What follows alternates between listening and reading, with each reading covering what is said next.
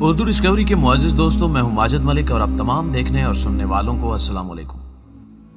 دوستوں، ویڈیو شروع کرنے سے پہلے حسب روایت چینل پر نئے آنے والے دوستوں سے درخواست کرتے چلیں کہ پہلے ہمارے چینل کو سبسکرائب کرتے ہوئے ساتھ موجود گھنٹی کے بٹن کو بھی دبا دیں تاکہ ہر نئی آنے والی ویڈیو کی نوٹیفیکیشن باقاعدگی کے ساتھ آپ تک پہنچتی رہے۔ ناظرین گرامی، باپ کی تنخواہ صرف 1600 روپے تھی۔ اتنی قلیل آمدنی میں پورے خاندان کا معاشی بوجھ اٹھانا مشکل تھا، اور پھر اوپر سے معذور بچے کی پیدائش۔ پورے محلے کے منہ سے ہائے رام نکل گئے۔ بچہ پیدائشی اندھا بھی تھا اور کمزور بھی۔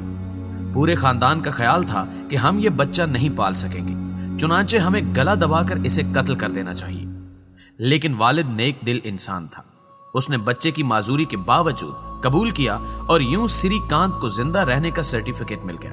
آندھرا پردیش کے سری کانت بولا کے لیے یہ سرٹیفکیٹ ضروری تھا، کیونکہ اس نے آگے چل کر دنیا بھر کے اندھوں کے لیے ٹارچ بننا تھا۔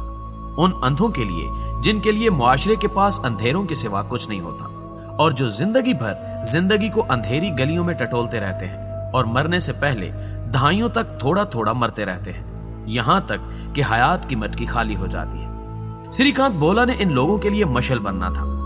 یہ سری کانت بولا کی کہانی ہے۔ یہ بچہ 1992 میں آندھرا پردیش کے گاؤں سیتا راما پورم میں پیدا ہوا۔ یہ پیدائشی نابینا تھا، وزن بھی خطرناک حد تک کم تھا۔ والد کی ماہانہ آمدنی 1600 روپے تھی۔ چنانچہ رشتہ داروں اور محلے داروں نے مشورہ دیا کہ بچے کو گلا دبا کر قتل کر دو، تم یہ بچہ نہیں پال سکو گے۔ یہ مشورہ عقل مندانہ تھا۔ بھارت میں آج بھی معذور اور بدصورت بچوں، بالخصوص بچیوں کو پیدائش کے بعد قتل کر دیا جاتا ہے۔ لوگ اسے برا نہیں سمجھتے، لیکن سری کانت کا والد نہ مانا۔ اس نے بچے کو پالنے بلکہ اعلیٰ تعلیم دینے کا فیصلہ کر لیا۔ باپ اس کا واحد سہارا تھا۔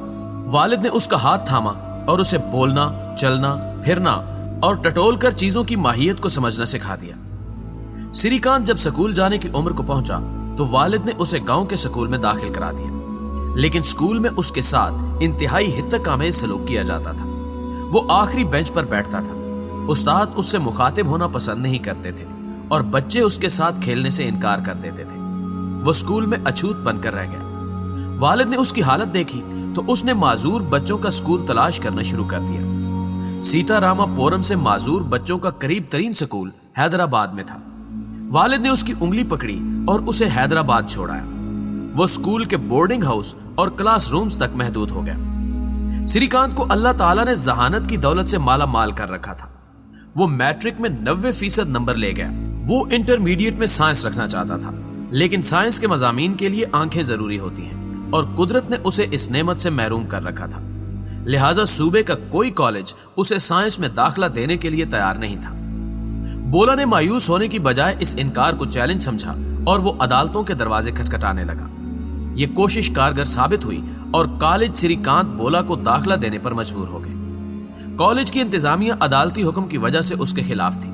اس کی کوشش تھی کہ یہ فیل ہو جائے، لیکن کالج کے ایک استاد کو اس پر رحم آ گیا اور اس نے اس کے لیے لیکچرز کی آڈیو کیسٹس تیار کرنا شروع کر دی۔ سری کانت یہ کیسٹیں سنتا چلا گیا اور کامیاب ہوتا گیا۔ کالج میں اس نے شطرنج اور کرکٹ بھی سیکھ لی اور اس میں بھی کمال کر دیا۔ بولا کو اس دوران صدر عبدالکلام کے منصوبے لیڈ انڈیا میں بھی کام کرنے کا موقع ملا۔ سری کانت بولا نے 98% نمبر لے کر FSC کر لی۔ یہ معجزہ تھا، لیکن یہ معجزہ اپنے ساتھ نئے مسائل لے آیا۔ وہ اب انڈین انسٹیٹیوٹ آف ٹیکنالوجی میں داخلہ لینا چاہتا تھا۔ وہ میرٹ پر بھی پورا اترتا تھا، لیکن انسٹیٹیوٹ نے آج تک کسی نابینا طالب علم کو داخلہ نہیں دیا تھا۔ سری کانت کو انکار کر دیا گیا۔ سری کانت نے بہت کوشش کی، عدالتوں کے دروازے بھی کھٹکھٹائے، لیکن کامیابی نہ ہوئی اور وہ گھر بیٹھنے پر مجبور ہو گیا۔ اس دوران امریکہ کی یونیورسٹی ماساچوسٹس انسٹیٹیوٹ آف ٹیکنالوجی کو اس کے بارے میں معلوم ہوا اور یونیورسٹی نے اسے 100% وظیفہ آفر کر دیا۔ سری کانت بولا نے یہ پیشکش قبول کر لی اور امریکہ چلا گیا۔ امریکہ میں اس نے 2012 میں گریجویشن کی۔ امریکہ کی بے شمار یونیورسٹیوں، کمپنیوں اور کارپوریشنز نے اسے نوکری کی آفر کی، لیکن اس نے بھارت واپس آنے کا فیصلہ کر لیا۔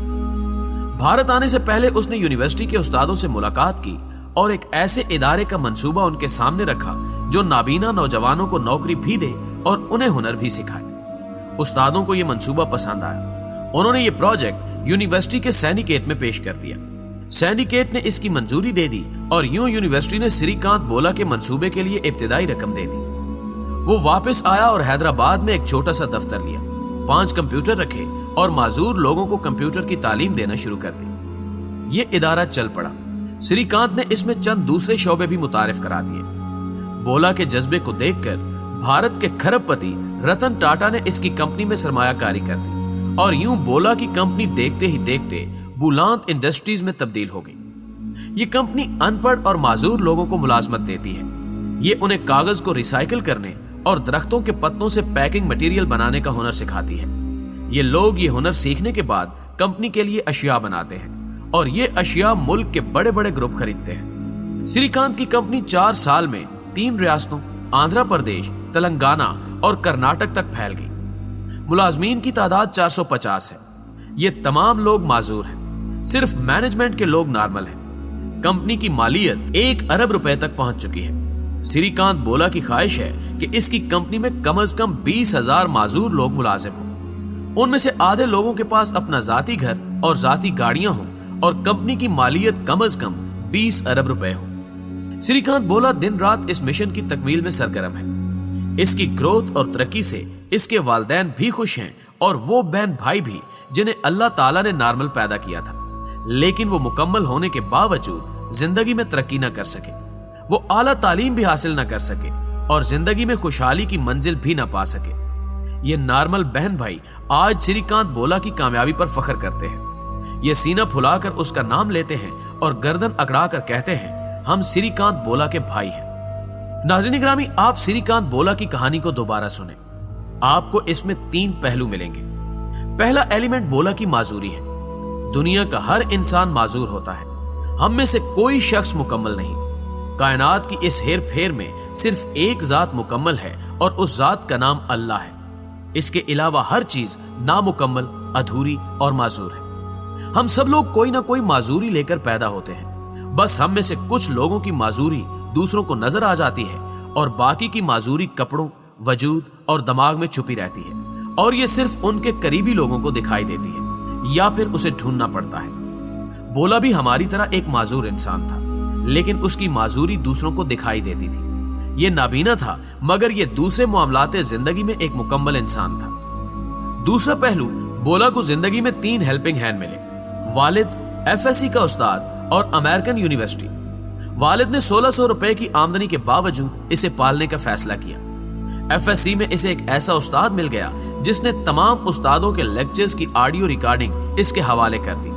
बोला ने यह ऑडियो सुनकर 98% नंबर ले लिए और आखिर में वो मैसाचुसेट्स इंस्टीट्यूट ऑफ टेक्नोलॉजी, जिसने तारीख में पहली बार किसी नाबीना शख्स को 100% वजीफे पर दाखिला दे दिया। बोला यूनिवर्सिटी गया, उस्तादों ने उसकी मदद की और उसने अंधेपन के बावजूद कमाल कर दिया। और बोला की कहानी का तीसरा पहलू उसका हौसला, उसकी मुस्तकिल मिजाजी और उसका शिकस्त न मानने का जज्बा है। यह पैदाइशी तौर पर माजूर और कमजोर था, लेकिन इसने कमजोरी और माजूरी को अपने रास्ते का पत्थर न बनने दिया। यह मुस्तकिल मिजाजी से डटा रहा और टटोल टटोल कर आगे बढ़ता रहा। निजाम जहां भी इसके रास्ते में आ खड़ा हुआ, इसने पीछे हटने से इनकार कर दिया। ये रोज दरवाजों पर दस्तक देता रहा। दरवाजे खुल जाते तो ठीक, वरना ये अदालत की दहलीज पर बैठ जाता। यहां तक कि ये कामयाब हो गया। मगर कामयाबी के बाद इसने एक और कमाल किया। ये अपने दही का कुंडा उठाकर घर नहीं गया, उसने अपनी कामयाबी को जाग बना दिया। ये अमेरिका से वापस आया, इसने कंप्यूटर ट्रेनिंग का छोटा सा इदारा बनाया और अपने जैसे माजूर तलाश करके उन्हें भी श्रीकांत बोला बनाने लगा। ये इस कहानी का शानदार तरीन पहलू है और ये पहलू साबित करता है, आप जब कामयाबी को अपनी नाक की नथ या कान की बाली बना लेते हैं तो आप खुदगर्ज हो जाते हैं। एक खुशहाल और कामयाब खुदगर्ज।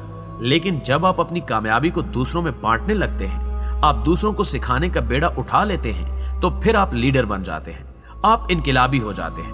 और श्रीकांत बोला एक लीडर है, एक सच्चा और खरा इनकलाबी लीडर। दोस्तों, काश हम लोग श्रीकांत बोला जैसे लीडर की तस्वीर अपनी मेजों पर लगा लें और रोज इस तस्वीर को देखें और अपने आप से 2 सवाल पूछें कि मैं जिस्मानी लिहाज से बोला से बेहतर हूं, लेकिन मैं इससे पीछे हूं, क्यों?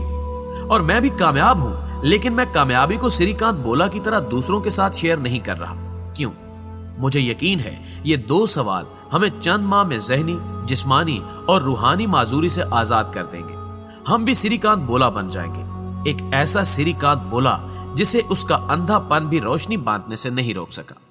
दोस्तों, हमेशा की तरह उम्मीद है कि ये वीडियो भी आपको पसंद आई होगी। वीडियो पसंद आने की सूरत में से लाइक कीजिए, फेसबुक और व्हाट्सएप पर अपने दीगर दोस्तों के साथ शेयर करते हुए हमारी हौसला अफजाई भी कीजिए और कमेंट बॉक्स में आज की वीडियो के हवाले से अपनी कीमती आरा भी हमारे साथ जरूर शेयर कीजिएगा। आज की वीडियो में बस इतना ही। अगली वीडियो तक के लिए अल्लाह निगहबान।